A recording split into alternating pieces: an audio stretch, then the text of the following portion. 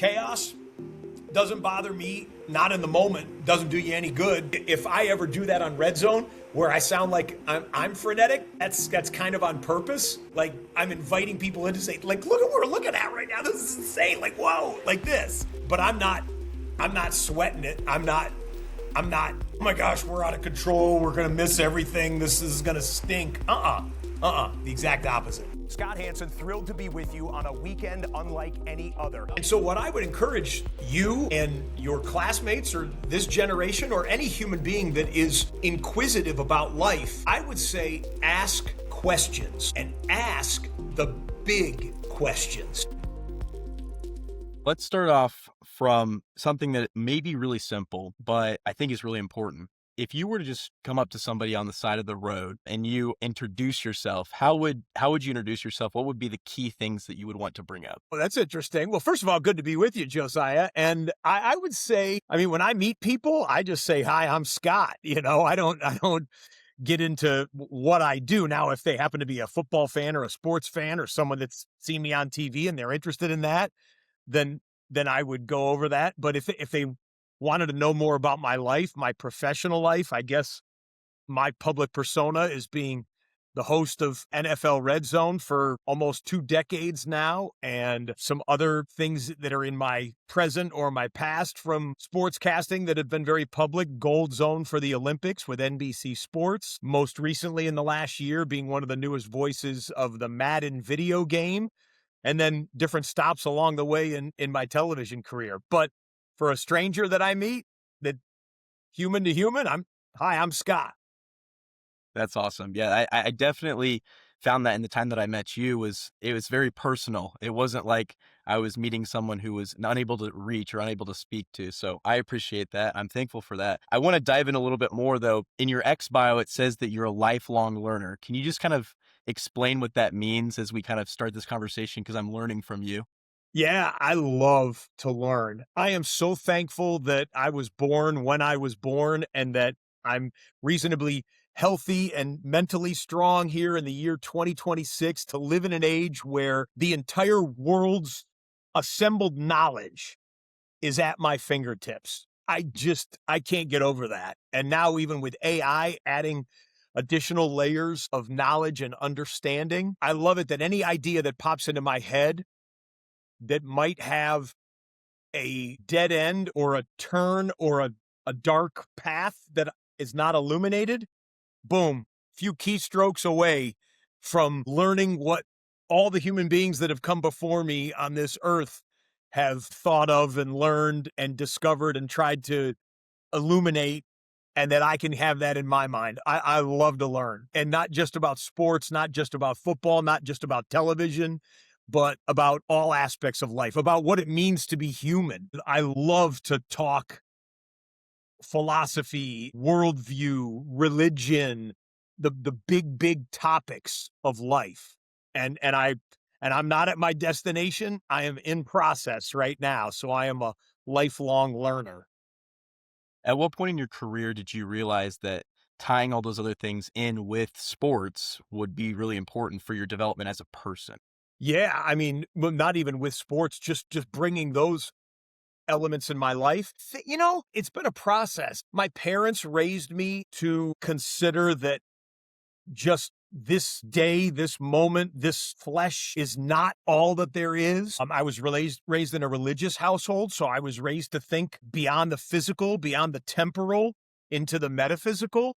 In college, certainly, high school, I guess it developed a little bit, but certainly in college where I was introduced to a lot of different backgrounds and worldviews and philosophies of people that came from different backgrounds than me, that really spurred on my, okay, what do I really believe? Not what do my parents teach me, not just what does this guy say or this gal say. What do I really believe? What do I hold dear? And what does it mean for me to be human, to live this one life that I have? So I would say childhood, and then college, certainly, and then it got supercharged in my mid-20s when I became a Christian. And when I said, the God that is described in this Bible, the God who supposedly has revealed himself through his word, and as I read it and it makes sense, I'm like, whoa, is this it? Is this what all of this is about? And as a follower of Jesus Christ, as a believer, as a Christian, that is where I landed. And that has opened up an entire different path of learning and understanding and knowledge and trying to apply what I know into how to live my life. It's been fantastic. It's been fantastic. A buddy of mine with whom I talk about a lot of these issues says, more I know, the bigger God gets. And there's always more to learn, more to grow. And I will not be at my final destination until all of this is dead and buried in the ground. That's incredible. We'll get to sports in just a second, but I want to follow up on something that you said. Yeah, You sure. talked about how you grew in college specifically, and a lot of the people who watch this show are college age students. I'm a college age student. I'm curious, you said all the different perspectives, all the different backgrounds that came in that you were kind of bombarded, not necessarily in a bad way with. I'm curious, how did you approach that? And what is your encouragement to current college age students and how they approach that? Yeah, mine was a path just like a lot of people, like I'm sure you and your classmates are going through right now. You hear a lot of different voices, a lot of different perspectives, and sometimes it can feel overwhelming. Sometimes people can say things, whether it's on the internet or in real life, that seems so real and so true. And whoa, is that?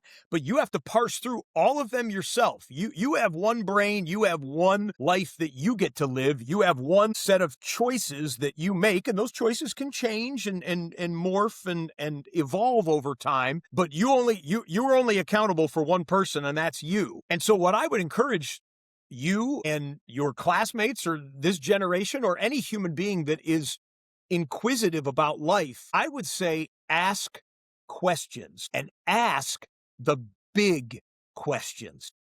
Don't just piddle around with, what's the best brand of sneaker to wear? What's cool, or what's the cool car to drive? Ask the big questions. And if you don't know what the big questions are, and there are many, I've kind of boiled them down in my learning to four big questions, big themes that you can try and drill into and see where your path goes. And the four questions go like this: origin, meaning, morality, and destiny. Origin, meaning, morality, and destiny. Origin, where did I come from? Where did I come from? And and and what is this all about? Meaning, what does it mean to be here? Why, like, if I determine where I came from, where am I at right now? And is there meaning in life? And if so, what is the meaning of life? For me, for all of humanity, for any individual. Morality. What is right and wrong? And is there objective right and wrong? There are some people, smart people, who would argue morality is subjective. There is no objective morality that all human beings are put under. I don't agree with that, but there are people who make that argument. But that's a question that young people or inquisitive people should ask. Meaning, is there really objective right and wrong on Earth, in our solar system, in the galaxy, in this universe? And if so, who gets to determine what is right and what is wrong? Where did it come from? So origin, meaning, morality, destiny. Where am I going? Almost everyone that's listening to this, no matter what their philosophy, worldview, religious beliefs are, almost everyone that's listening to this right now would agree. They might disagree on a million different things, but almost everyone would agree that we are alive right now. We are experiencing this, and our hearts are beating right now. And our hearts only have so many heartbeats in them. It's going to end at some point. And no one knows what the number of heartbeats you get is. Mine could be 10. Mine could be 100 million heartbeats left, or anything in between. And I don't know. So the clock is ticking, right? So the destiny, where is this all leading to? And what is the best way to live the life, or live this life? So those are big questions. Takes a lifetime to unpack those. But I would encourage young people right now, as you're hitting the textbooks and all the other learning that you're getting, Do not be afraid to ask those big questions in life and see where it leads, and expose yourself to different answers to those questions. I'm not saying all the answers are valid. I'm saying it's okay to expose yourself to, you know what, this person believes this about morality. This person, this author, this thinker believes this about origin of life, right? Like, dive in, man. And we all have the tools. We all have the tools in our hands to be able to explore some of the greatest answers to those questions in human history. It fires me up. Yeah, Sorry for the long that's answer. no, that's perfect. That's actually the name of the show is The Long Answer, and so I love that you said that That's right. because Okay. we wanna go into detail, we wanna ask, like you said, and be inquisitive, so I appreciate, that a lot, but let's kind of turn Well, our so then, eyes Josiah, towards go ahead. I'm not sorry for the long answer. That's perfect. That's perfect. Okay, let's turn our eyes to the Olympics and Milan-Cortina. I just want to talk about, before we dive right into it, from a sports casting angle. One of the things that you, among many others, have told me as I pursue a career in this industry is preparation is key. I mean, it is a huge part of it. Now, that is a huge part of your job, I assume, and we'll dive into the different aspects of how that ties in later. I'm curious from an NBC Olympics perspective, when did the preparation begin for this event, this 2-week event that took place in Milan? It began at the very first Olympics, when the first Olympic flame was lit. In the case of the Winter Games, 100 years ago. This was the 25th Winter Olympics, and obviously every 4 years they shortened it to in 1 year to 2 years because of they wanted the stagger between the summer and the Winter Games. But from NBC's perspective, it's been going on since the history of sport. Specifically for the Milan-Cortina Winter Olympics, the process started in Beijing in 2022, the last Winter Olympics. Like, it's ever evolving. And of course, as the games get closer and new athletes who were 16 years old when Beijing 2022 happened are now 20 years old and starting to reach their athletic prime, we start to learn their stories, talk about their athletic endeavors, and see if they can become Olympic heroes, Olympic champions. So I mean, literally, now, a very specific answer was I started receiving research packets before football season started. Um, Late summer of 2025, with the games obviously beginning in February of 2026. I could have gotten more materials beforehand, but obviously I'm busy with that other sport that I cover.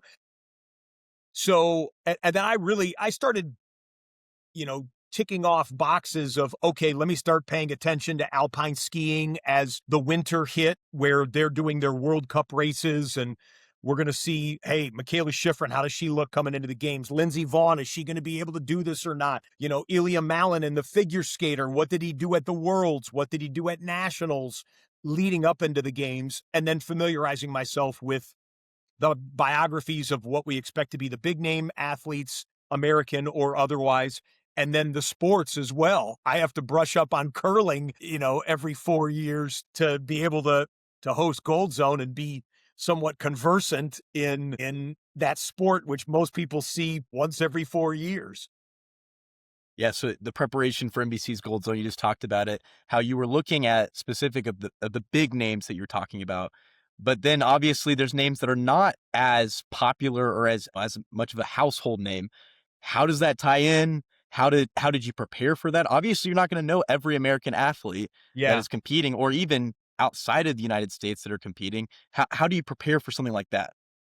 My teammates at NBC Sports are absolutely world class. Gold medal doesn't even do it justice with how good they are. We have an a small army of researchers who each know the games in general, but each are assigned a specific sport to be an absolute global expert in by the time the games roll around. And so we have a research room at NBC Sports headquarters where you can go into that room and you can say, hey, and this is a true story. I did this for the summer games in Paris. I went into the research room and I said, hey, I was just watching skeet shooting. And and there was a controversial finish, and I didn't understand. I understood they were saying it was controversial, but I didn't understand why. Who's our skeet shooting expert? And woman raised her hand. She's like, "Oh, I am," and talked to her, and she explained it to me. And I'm like, how did you become such an expert at skeet shooting? She's like, "Oh, I was the silver medalist in Barcelona in, 90." I'm like, are you kidding me? Like, that's how good, yeah. So shout out to NBC Sports. They make us talking heads look very good with all of the information that is available at our fingertips. We ultimately have to study it ourselves. We have to, the hosts of Gold Zone and the other shows, we have to saturate our minds with it. But if we're not ready to be on the air, it's on us. It's not on the infrastructure at NBC Sports, I can tell you that. So you're also the host of NFL RedZone. Based on what you just said, I'm curious, where is there overlap, and then where are there differences in terms of preparation? Because I assume, obviously, going in every Sunday, I'm sure you've talked about this a million times before, but you can't know every player, right? You obviously know the stars, you follow the game, but you can't know everybody at every single moment and identify them every single moment like a broadcaster can in an individual game. Now, I assume over time, as players come in, it becomes easier and easier, but Yeah. where is there overlap? Where are there differences from Gold Zone to Red Zone? Overlap, I would say, is the multitasking component to it. When I prepare for Red Zone on Sunday, I look, how many games do I have in the early window? Okay, 8 games in the early window, great. I know that they're all going to finish right around the same time in a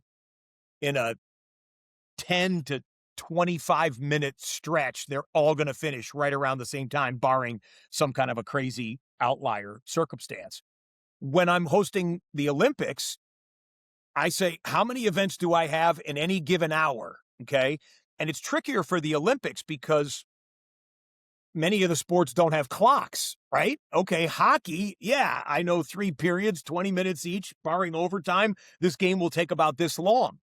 Curling goes on for what they call ends, 10 ends, which think of it like a baseball inning, right? But there's no official clock per se, so you don't know exactly when it's going to get over. Bobsled, you could have the winning sled could be coming down at any given time. The judging sports, you have a schedule as to who's going to be the figure skater on the ice at this given time. But so you try and calculate, okay, as I'm multitasking live, how many different things are going on and where will what I call the pressure points be? Meaning we got to go to the House of Speed right now because the final runs of luge are happening right now. Like the gold medal moment is happening there. Hey, we'll get back to curling in a minute. We can wait on cross-country skiing. They still have 20 minutes before that race is over, but we got to go here right now. So the overlap is multitasking and kind of getting in your mind what any given hour of sports TV will look like. Okay, I got 4 gold medals in this 60 minutes that I expect the gold medal moment will come in this 60 minutes. In the next 60 minutes, there's only 1 there. In the next 60 minutes, there's 4 there, like that type of stuff. Very similar to Red Zone. But again, the differences are the sports. And one of the biggest differences when you're literally hosting Gold Zone versus Red Zone is on Red Zone, when I go Cowboys Giants, let's go to AT&T Stadium, Dak Prescott first and goal from the 5. Boom. The audience has their information. Okay. I don't go Cowboys Giants, AT&T Stadium. That's in Arlington, Texas. Arlington is just right next to Dallas, Texas, which is, a long-standing city in the United States, famous for And I certainly don't go Cowboys Giants. Now there's 11 men over here on this side of the ball, and there's 11 men over here I don't do any of that. When I go to curling, I go, okay, this is in Milan, and I might give you something on Milan. I mean, we do that throughout the Olympics, but, the average American sports fan is not super familiar with Milan unless they've been there themselves or they've read about how it's the fashion capital of Europe and all these type of things. They might know, okay, Milan's in Italy, but I don't know a lot else about it. And when I go to curling in Milan, they don't understand, okay, there's a team of 4 over here and a team of 4 over here, and they slide this down. They get 8 stones, and they're shooting for that bullseye, which is called the house. And, the button is the center of the bullseye, but each is only worth 1, and only the closest. I need to explain the sport on top of saying, and this stone right here can win the gold medal. So it's much more challenging in that regard, broadcasting to an American, let's say, casual Olympic audience that watches once every 4 years a lot of these sports. So when you have to remain calm under all this chaos, I'm curious, what lessons have you learned from both Gold Zone or Red Zone that you can kind of share encouragement through kind of a life view of when complexity and all this chaos is going on all the time, because you have to stay, calm under the pressure. I'm curious, how does that tie in? Well, I often say this to my Red Zone staff or my teammates at Gold Zone: panic doesn't do anyone good. Like, it can get chaotic, and you can anticipate there's going to be some chaos. Like I said, when I go into a broadcast on Gold Zone or Red Zone, I know, okay, I got 4 gold medals that are going to occur in about 15 minutes, and it might be 5 minutes, and you need to establish exactly what the story is and what people are looking for and how the gold medal can be won here and whatnot. When I've got 8 games coming down to the wire, and 5 of them are one-possession games with the trailing team possessing the football, less than 2 minutes to go in 5 different NFL games, and none of them have any timeouts, they're in a hurry-up, that's going to be chaos. Panic doesn't do you any good. You need to be prepared and deliberate and do the best that you can. And if you're prepared, you'll be more comfortable in the midst of the chaos. If you have experience doing it, I've done Red Zone for 17 years, so I've seen some crazy witching hours in my days and have navigated that. The experienced sailor is not afraid of a strong wind. In fact, the experienced sailor invites a strong wind. Wait till they see what I can do with the jib right here, and I'm going to tack over here, and, oh, this is going to be fantastic. Let's go, right? So, yeah, I hope that answers the question of like, in the chaos, panic doesn't do you any good.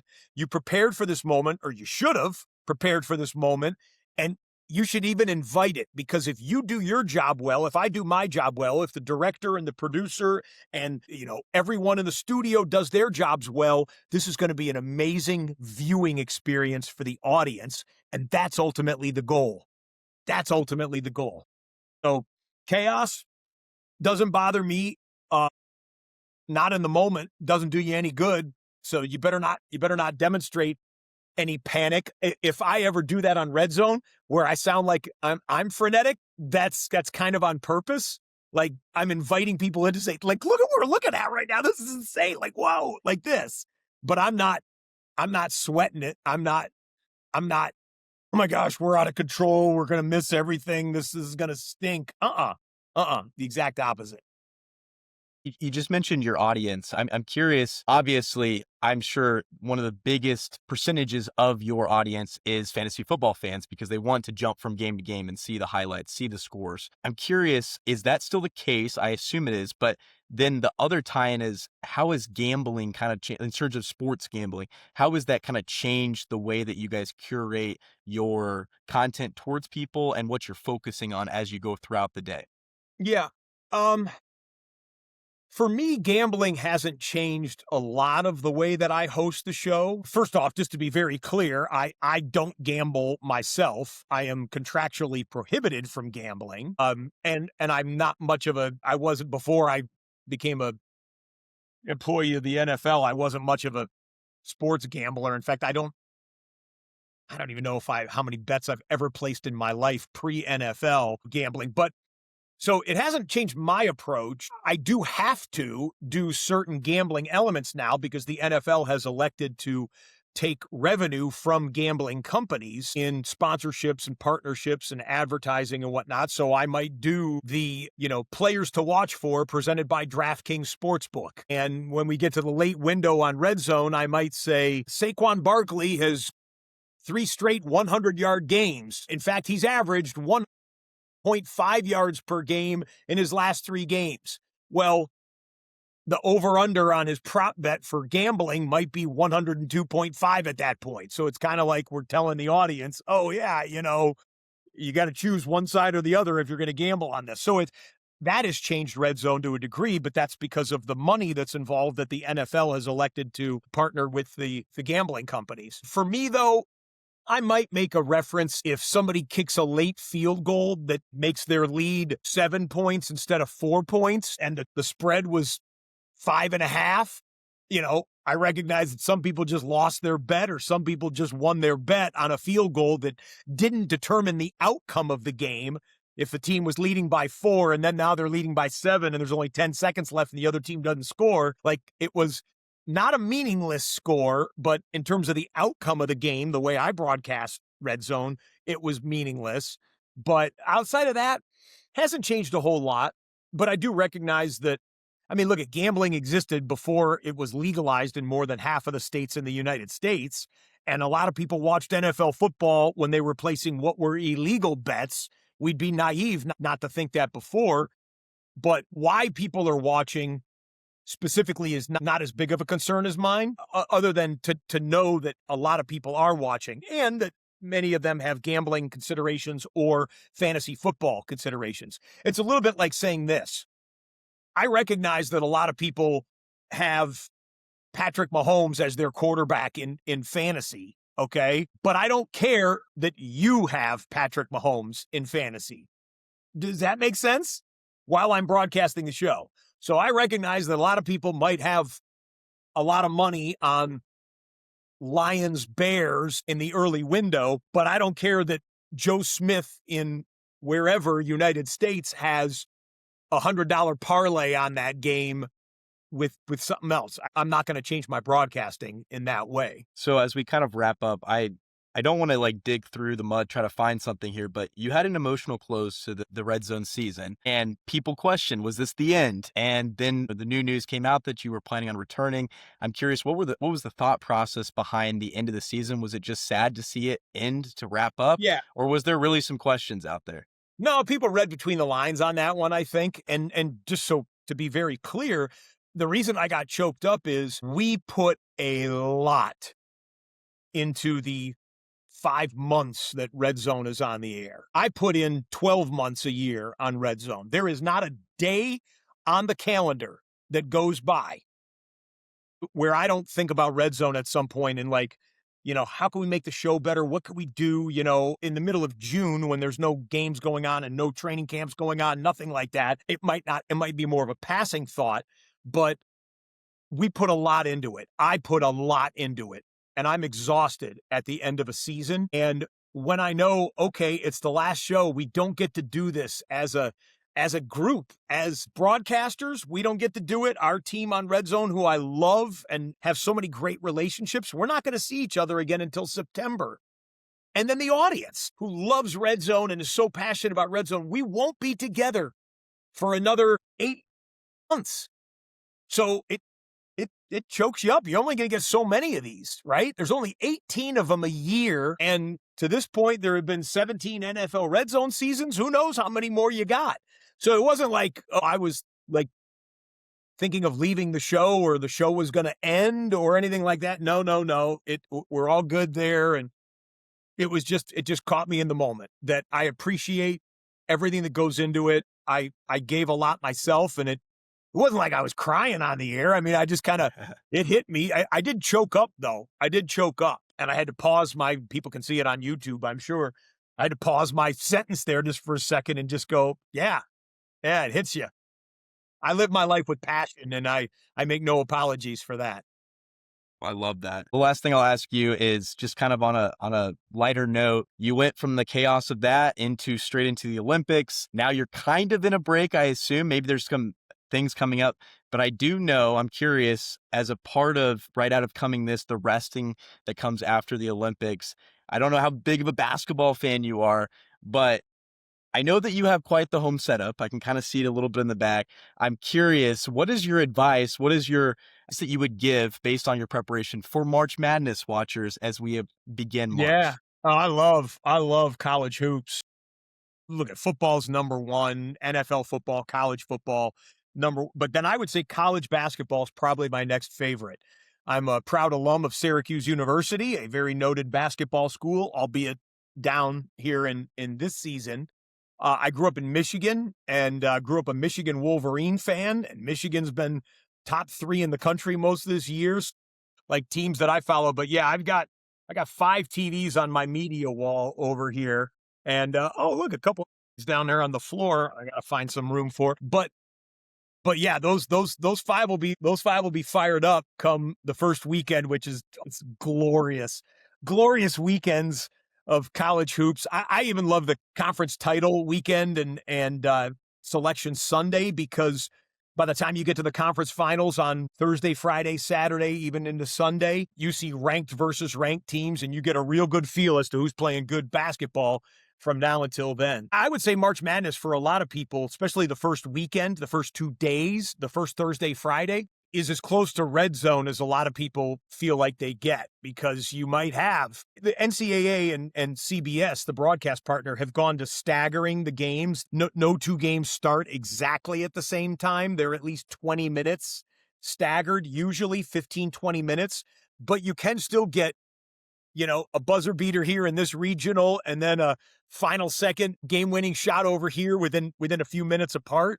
And that gives it a little bit of a red zone feel. And of course, in the middle of the game, there'll be 4 games going on simultaneously that first weekend several times, giving you that witching hour feel, so to speak. Well, that's perfect. I'm really excited. As like you said, you're passionate, and I feel like that when we move into March Madness, when we look into sports, as we get ready for football season, there's a lot of that passion that's going to come out, and so I'm very excited. Thank you so much for your time today. I really appreciate you coming on. Josiah, good to see you again, my friend. Have a great rest of the year. Thank you. Thank you for listening to the Long Answer podcast. I hope you learned something today, but most importantly, I hope you go and apply it to your life. If you haven't already, go check out our show on our socials. We'd love to connect with you. Thanks for listening. My name is Josiah Wonnell. Go be great.